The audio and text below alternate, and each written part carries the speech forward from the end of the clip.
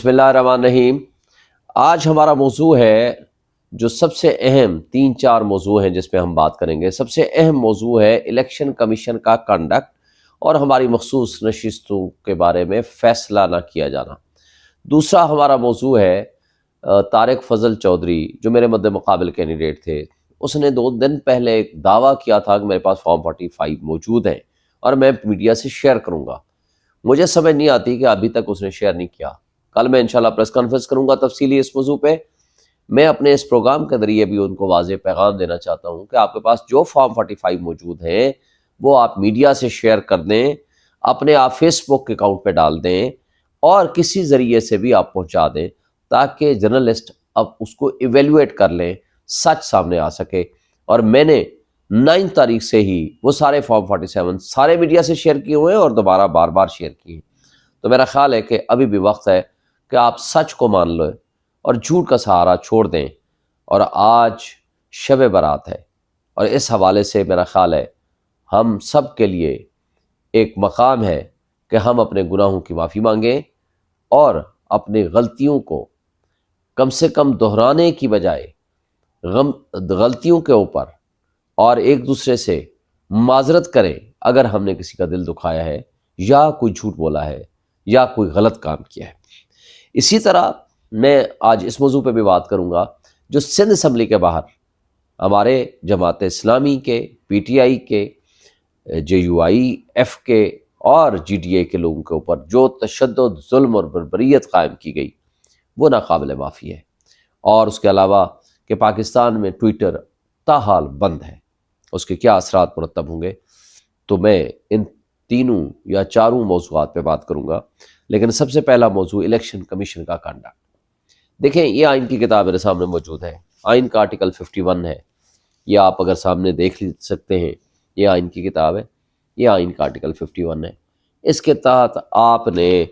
Election commission نے دینی ہے ہر پارٹی کو نمائندگی اس ریشو کے حساب سے جو جنرل سیٹس میں ان کو ملی ہیں، لیکن آپ نے پچھلے 1 ہفتے سے لٹکا کے رکھا ہوا ہے اور ساری پارٹیوں کو آپ نے ان کا حق دے دیا ہے۔ تو وہ کیا وجہ ہے؟ تو کیا آپ اسی طرح کی حرکتیں کرنا چاہتے ہیں کہ جو آپ نے بلے کا نشان چھین کے کیا، جو آپ نے پچھلے 2 سال سے جو کنڈکٹ روا رکھا ہوا ہے اور جس طرح آپ نے ریٹرننگ آفیسرز کے ذریعے دھاندلی کو جائز قرار دیا اور اس کو پروٹیکشن دی ہے، کیا اسی طریقے سے آپ ریزرو سیٹس کا فیصلہ کرنا چاہتے ہیں؟ یہ عہدے عارضی ہیں، آج ہے کل نہیں ہوں گے۔ قوم آپ کو کبھی معاف نہیں کرے گی اور تاریخ آپ کو بدترین الفاظ میں یاد رکھے گی۔ آپ لوگوں کی وش اور ول کے اوپر بیٹھے ہیں اور وہ فیصلے کر رہے ہیں جو بدترین فیصلے ہو سکتے ہیں۔ میرا خیال ہے دنیا کی تاریخ میں اتنا بدترین قسم کا الیکشن کمیشن نہیں آیا ہوگا جو آج اس وقت برسر اقتدار بیٹھا ہوا ہے۔ یہ قابل افسوس بات ہے اور میں سمجھتا ہوں کہ آج بھی وقت ہے کہ کم سے کم اپنی عزت بحالی کے لیے وہ ریزرو سیٹس کا فیصلہ کر دیں اور جن کا جو حق ہے PTI کو یا سنی اتحاد کونسل میں شریک ہو کے جو ہمارے ممبرز نے آپ کو اپلائی کر رکھا ہے ان کو وہ ان کا حق دیں۔ دوسرا سوال تھا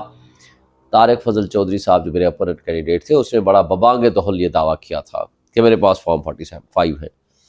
بھائی فارم 45 تو وہی ہیں جو میرے پاس ہیں، آپ کے پاس ہیں، مصطفیٰ کھوکر کے پاس ہے، جماعت اسلامی کے پاس ہے، تحریک لبیک کے پاس ہے۔ وہ تو 3 کینڈیڈیٹس لے آئے، ان سب نے پبلک کے سامنے بھی دکھا دیا، ECP میں بھی لکھ کے دے دیا، انہوں نے پٹیشنز بھی فائل کر دی اور پریس کانفرنسز بھی کر دی اور پہلے دن سے ٹویٹس بھی آ رہی ہیں۔ مگر آپ تو مطیع اللہ جان اور باقی صحافیوں کو کہتے تھے کہ میرے پاس تو نہیں ہے، لیکن کچھ ہے کچھ نہیں ہے۔ کتنے کم ہیں وہ بھی آپ نے نہیں بتایا، یہ بھی نہیں بتایا آپ کے پاس کتنے ہیں وہ بھی آپ گول کر گئے، اور پرسوں آپ ببانگ دہل دعویٰ لے کر آ گئے کہ میرے پاس فارم 45 آ چکے ہیں۔ اچھی بات ہے، لیکن ان کو آپ پبلش کریں تاکہ کل کی پریس کانفرنس میں ہم اس کو کمپیریٹیو اسٹڈی بھی کر سکیں، ایویلویٹ کر سکیں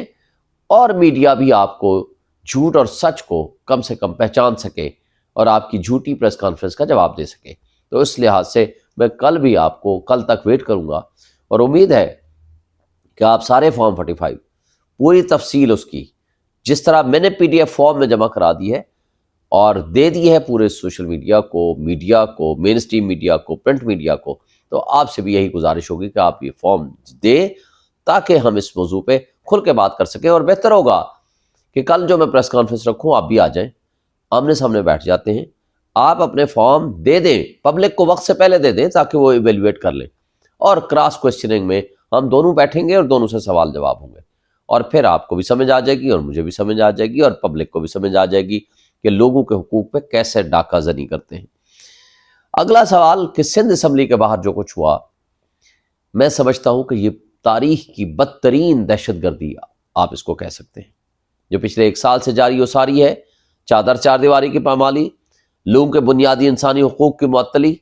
اور جس طرح